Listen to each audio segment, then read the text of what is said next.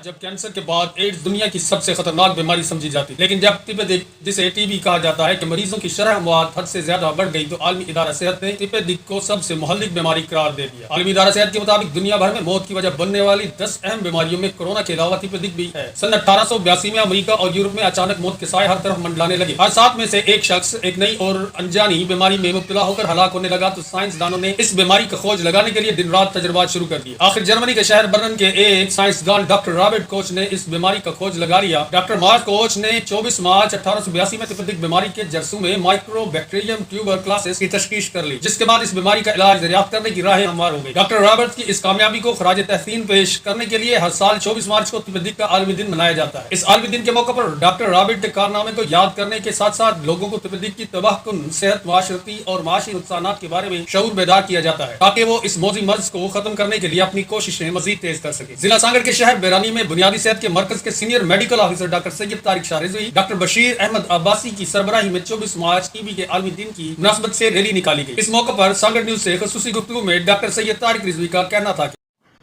آج T B کا عالمی دن منایا جا رہا ہے۔ اس دن کی اہمیت سے صرف ایک پیغام یہ ہے کہ ٹی بی ایک ایسا مرض ہے جو کہ قابل علاج ہے، اور اس مرض کو ہم نے چھپانا نہیں ہے بلکہ اس کا علاج کروانا ہے، کیونکہ اگر ہم باقاعدہ اس کا علاج کروا لیں گے تو ایک تو ہم اپنے آپ کو محفوظ کریں گے، اور ساتھ ہی ساتھ جو ہمارے ساتھ لوگ موجود ہیں جو رہتے ہیں جن سے ہمارا روزانہ کا تعلق ہوتا ہے ان کو بھی محفوظ رکھیں گے۔